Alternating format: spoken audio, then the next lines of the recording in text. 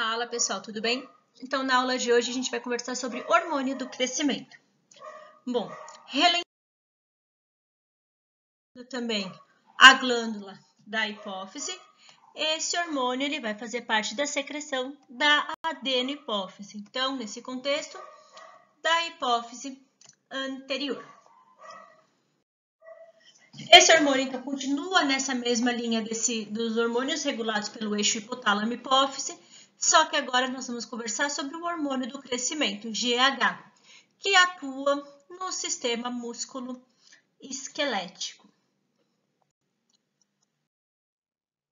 Nesse contexto, qual que é o controle da secreção do GH e quais são os estímulos que vão liberar ou bloquear sua ação, sua liberação?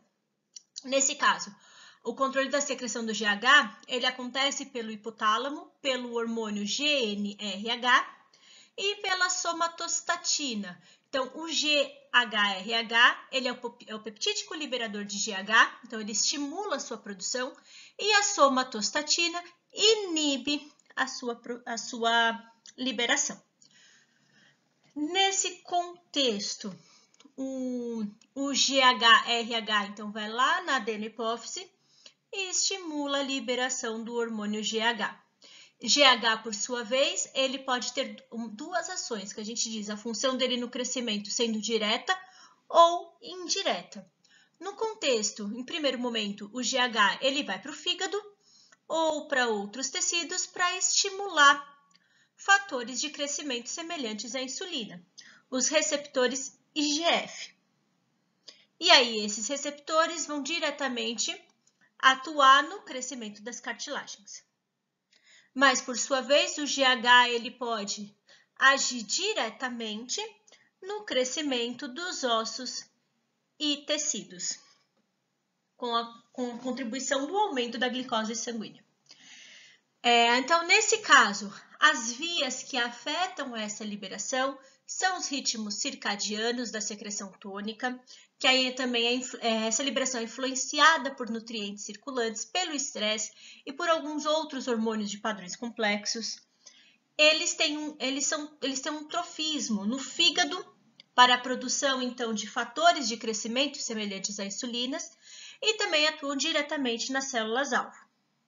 Nesse contexto, ele tem uma ação nível celular, se ligando nos receptores de sinase que fosforilam proteínas para iniciar a transcrição. Então, ele tem uma ação de anabolismo. O GH pode atuar, então, como eu falei, de duas formas, uma direta e uma indireta. Então, o GH atua nos ossos, nas cartilagens para o crescimento e estimula o fígado a produzir os hormônios IGFs 1 e 2, que irá atuar nos condroblastos e nos osteoblastos para induzir a mitose e o crescimento ósseo. E aí, neste contexto, as duas sinalizações fazem com que o indivíduo cresça em tamanho. O hormônio do crescimento, ou GH, mas também conhecido como somatotropina ou somatotropina, tem a função de crescimento dos ossos, das cartilagens, determinando o aumento do tamanho corporal. Na sua ausência, na infância, é uma das causas do nanismo. E o seu aumento na infância, as causas do gigantismo. Então, uma produção baixa de GH durante a infância ou uma produção exagerada durante a infância causam alterações no tamanho do indivíduo. Em indivíduos já adultos, essa alteração ela vai causar o que nós chamamos de acromegalia, que é o crescimento das extremidades do corpo, então pés e mãos. Nesse contexto, um exemplo clássico de um gigantismo, um excesso de GH durante a infância e um nanismo, que seria o caso de uma baixa produção durante a infância. Bom, pensando no controle da liberação do GH, da sua regulação, o hormônio liberador de GH, também conhecido como GHRH, estimula a secreção do hormônio do crescimento, do hormônio GH. Também acompanhar a liberação do hormônio inibidor de GH, que é o GH-IH. Esse inibe o GH-RH. Ambos esses hormônios são liberados pelo hipotálamo. Então, o GH-IH, ele é liberado dependendo dos níveis de glicose no sangue, tendo então uma ação, um feedback negativo, uma resposta de retroalimentação negativa. Nesses contextos, quando a gente está em hipoglicemia, que quer dizer níveis de glicose baixos, isso estimula a liberação do GH-RH para liberar o hormônio do crescimento e inibe o inibidor, o GH-IH. Quando estamos em hiperglicemia, níveis de açúcar aumentados no sangue, nesse contexto inibe a liberação do GH-RH, consequentemente a liberação do GH, e estimula a secreção do inibidor, GH-IH. Isso quer dizer que a liberação do GH, do hormônio do crescimento, depende de um estado de hipoglicemia. E o que precisamos para crescer, além do hormônio do crescimento? Porque ele, por si só, não vai fazer sozinho o crescimento do indivíduo. Então, precisamos de hormônios como a insulina, hormônios de metabolismo, então hormônios tiroidianos, hormônios sexuais, uma dieta adequada e a ausência de um estresse crônico. E o padrão de secreção do GH é uma secreção pulsátil. O que isso quer dizer? Existem pulsos de secreção do GH ao longo do dia em indivíduos de fase de crescimento. E este pico de GH, normalmente ele é um GH noturno. A sua maior produção é no período escuro. E a secreção máxima ocorre justamente dentro de 1 a 2 horas após o início do sono. Se a gente for olhar esse gráfico aqui ao lado, separando por horas do dia, de 6 da manhã até meia-noite, e analisar a secreção hormonal, a gente consegue avaliar aqui o hormônio do crescimento. Então, a sua secreção pulsátil, seu pico, acontece no momento do sono. Ao contrário dos picos de cortisol, que lembra que é o hormônio do estresse, acontece após acordar.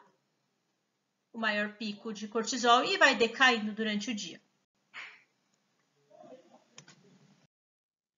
E a secreção de GH, ela não é contínua ao longo da vida, ela diminui com a idade. Então, ela é elevada no período que estamos em fase de crescimento, então a secreção é elevada na puberdade e após a puberdade, esses níveis de GH vão reduzindo gradativamente.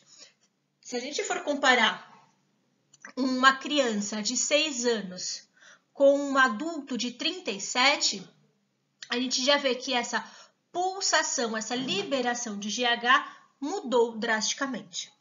E aí, a partir dos 60 anos, ela está tão reduzida que esse indivíduo pode ser considerado em somatopausa, explicando justamente o porquê os indivíduos idosos, eles têm em parte a redução da densidade óssea e da massa magra, e expansão do tecido adiposo e a diminuição da espessura da pele. Por quê? Porque quais são as ações do GH? Então, o GH está relacionado ao metabolismo, diretamente relacionado à ação direta do GH no fígado. Então, o metabolismo no tecido adiposo, fígado e músculo. O GH também está relacionado com o crescimento, com uma ação indireta do GH. Então, o que isso quer dizer? Como eu havia falado no início da aula, o GH ele tem uma ação direta e uma ação indireta. Direto, ele atua no tecido adiposo, fígado e músculo.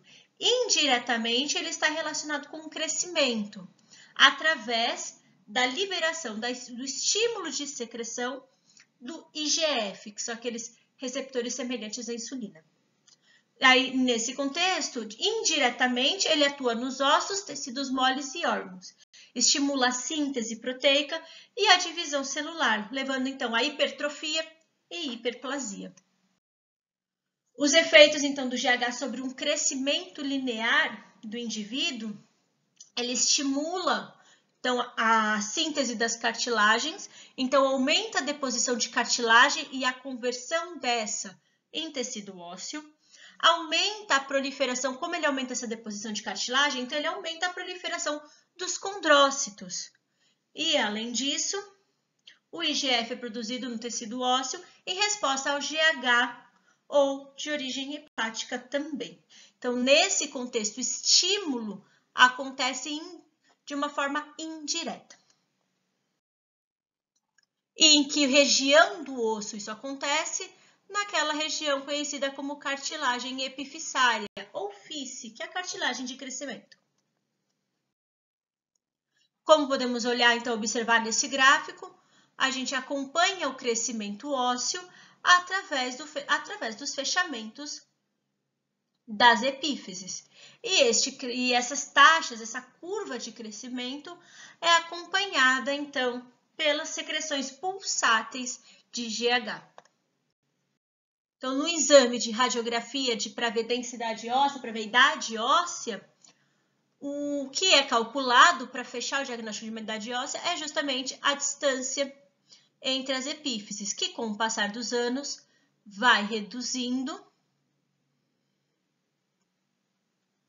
até se fechar por completo e não ter mais espaço de crescimento. A ação do GH agora sobre o metabolismo proteico, ele estimula justamente a captação desses aminoácidos, aumenta o conteúdo intracelular de RNA mensageiro, justamente para aumentar a síntese proteica, com o intuito de um aumento da massa muscular. E aí as consequências disso? Inibe esse gasto de aminoácidos, então inibe esse catabolismo proteico, e a consequência de tudo isso é o aumento do tamanho do órgão e ações, então, em todos os músculos, tanto esquelético, liso e cardíaco. GH, como foi dito, ele precisa, para ser a sua liberação em hipoglicemia, então ele atua muito junto com a insulina. Então, a insulina estimula a síntese proteica e inibe a degradação das proteínas, ações importantes para o crescimento. E aí, sem a insulina, esses efeitos anabólicos do GH para crescimento, então esses efeitos sobre as proteínas, não podem ser expressos, ou às vezes são mascarados pelos processos catabólicos simultâneos. E aí, então, a hipoglicemia, que é induzida pela essa ação da insulina, estimula a secreção do hormônio do crescimento. E a insulina também aumenta justamente os números de receptores de GH, os IGFs. O efeito também do GH sobre o metabolismo dos carboidratos, então são efeitos antagônicos à insulina. O que isso quer dizer? Aumenta a gliconeogênese, com isso aumenta a glicose hepática, hiperglicemia, uma hiperinsulinemia. Consequência, pode ter uma interferência nas vias de sinalização da insulina e desencadear uma resistência à insulina. A longo prazo, pode ser desenvolvido um diabetes mellitus, do tipo 2. Ou, se não, a redução da captação da glicose pelo músculo, gerando uma hiperglicemia e uma hiperinsulinemia. Então, os efeitos do GH sobre o metabolismo do carboidrato são efeitos que a gente considera diabetogênicos. Os efeitos sobre o tecido lipídico, o GH estimula a lipólise. Então, o GH ele induz a liberação dos ácidos graxos livres e glicerol, então ele atua no triglicerídeos, aumentando então as lipases e hormônios sensíveis, tendo a quebra desse triglicerídeo em glicerol e ácido graxo e aumentando esses ácidos graxos livres no plasma e no fígado na gliconeogênese. E os efeitos, então, esses ácidos graxos livres é a principal fonte de energia. Carboidratos, proteínas são poupados nesse contexto. E isso é importante num jejum de estados catabólicos. Nas concentrações altas de GH, o excesso de ácido graxo livre chega no fígado. E nisso, ele é convertido em acetoacetato, que aí dá um efeito cetogênico. E ainda ele pode justamente ter o acúmulo desses ácidos graxos livres no fígado, um acúmulo intracelular, e desencadear a esteatose hepática. Por ser um poupador da quebra dos aminoácidos, então um anabólico, o GH ele aumenta a utilização da gordura. Então, está associado com o aumento da síntese proteica e a produção do aumento da massa magra. Então, você consome o tecido adiposo e induz o crescimento da massa magra. E aí, nesse caso, foi visto que em indivíduos saudáveis existe uma relação inversa entre a quantidade de GH secretado e a gordura visceral, isso independente da idade e sexo. Então, essa gordura abdominal, essa gordura visceral, ela é ruim para o crescimento. Normalmente, obesidade, e obesidade principalmente abdominal, isso estimula uma menor secreção de GH. E aí, este efeito crônico, por conta do acúmulo de tecido adiposo, ele vai reduzir o crescimento.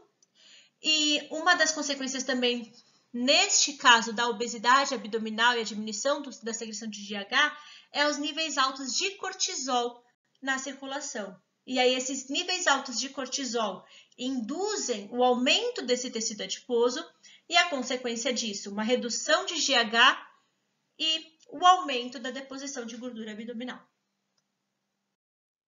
Então, resumo das ações do GH, se a gente for pensar no contexto direto e indireto. Direto, o GH vai atuar no tecido adiposo, diminuindo a captação de glicose e aumentando a lipólise. Então, ele tem uma redução da adiposidade. No músculo, diminuindo a captação de glicose, aumentando a captação de aminoácidos, aumentando a síntese proteica. Consequência disso, o aumento da massa corporal magra. No fígado, o aumento direto de síntese de RNA, síntese proteica, gliconeogênese e dos receptores semelhantes à insulina, os IGF. Aí sim, de uma forma indireta, através de IGF, o GH atua nos ossos, coração, pulmão, rins, pâncreas, intestinos, tireoides, paratireoides, pele e tecido conjuntivo, aumentando a síntese proteica, aumentando o DNA e RNA e agora sim, aumentando em tamanho e função os órgãos. Também pode atuar indiretamente através do IGF nos condrócitos para aumentar a captação de aminoácidos, síntese proteica, colágeno, com o intuito de aumentar o crescimento linear do indivíduo. Além do GH, outros hormônios influenciam no crescimento, como os hormônios de metabolismo energético, os hormônios tiroidianos, que estimulam a secreção do GH, potencializam sua ação sobre os ossos longos e a síntese proteica de músculo e no fígado. A insulina, que tem um efeito anabólico e anticatabólico, que promove a diferenciação e divisão celular, estimula a secreção de GH quando o indivíduo em hipoglicemia e permite que a ação do GH sobre a síntese proteica seja mais evidenciada. O cortisol, por ser um hormônio relacionado com o estresse prolongado ou repetitivo apresenta efeitos potentes contra o crescimento. E aí, nesse caso, o excesso de cortisol, ele se opõe às ações do GH. Então, ele não deixa que o GH atue na sua forma anabólica. E os hormônios sexuais, androgênios e estrogênios, aumentam a secreção do GH, principalmente na puberdade, quando você tem um pico desses hormônios sexuais e o estirão de crescimento. Justamente, esses hormônios só atuam até o fechamento das epífises. E além disso, o GH, por ter todos esses contextos de lipólise e aumento de massa magra, ele tem sido usado com abuso justamente nas academias para ter crescimento de massa associado a outros hormônios. E o seu uso descontrolado e exógeno, ele pode ter sérios riscos à saúde através justamente do seu efeito diabetogênico, do seu efeito de acúmulo de lipólise e acúmulo de ácidos graxos livres na circulação e pode desencadear patologias associadas, como, por exemplo, diabetes mellitus, dislipidemias, doenças cardíacas. Um aumento exagerado da musculatura não cresce só o músculo estriado-esquelético, mas cresce também os outros músculos do corpo. Então, uma hipertrofia do miocárdio e o prognatismo. E aí, por fim, se a gente for olhar os homens que fizeram de muito tempo uso de anabolizantes, o crescimento dos órgãos também foi afetado. Então, no caso de fisiculturismo, ser chamado de palumboísmo, que é o termo usado para aqueles atletas que, com o passar dos anos, desenvolvem um aumento bizarro da dilatação do abdômen, por conta de um período excessivo, um tempo excessivo de uso dos esteroides, insulina e GH. Porque esses órgãos que uma vez estavam na caixa torácica, eles precisam se acomodar em algum lugar. E aí eles se acomodam na cavidade abdominal. E o artigo referente à leitura de hoje é o hormônio do crescimento e exercício físico, considerações atuais.